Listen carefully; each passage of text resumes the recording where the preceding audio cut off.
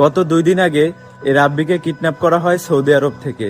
Kidnap হওয়ার 48 ঘন্টা পরে রাব্বি তার এক ফ্রেন্ডকে ভয়েস মেসেজের মাধ্যমে বলে যারা তাকে কিডন্যাপ করেছে তারা নাকি তার কাছ থেকে 2 লাখ টাকা মুক্তিপণ দাবি করেছে। শুধু যে রাব্বির সাথে এরকম ঘটনা ঘটেছে ব্যাপারটা কিন্তু এমন না।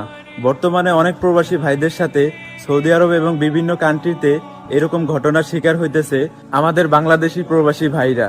শুধুমাত্র বাঙালি হওয়ার কারণে হাজারো নির্যাতনের শিকার হওয়ার পরও আমরা তার কোনো বিচার পাই না। আজকে রাব্বির সাথে যে ঘটনাটি ঘটেছে সেম একই ঘটনা যদি কোনো ইন্ডিয়ানি এবং পাকিস্তানির সাথে ঘটতো তাহলে সাথে সাথে সেই অপহরণকারীদেরকে আইনের আওতায় এনে তাদের বিরুদ্ধে আইনগত ব্যবস্থা নেওয়া হইতো। কিন্তু আমাদের বাঙালির বেলায় কেন আমরা এতটা পিছিয়ে আছি?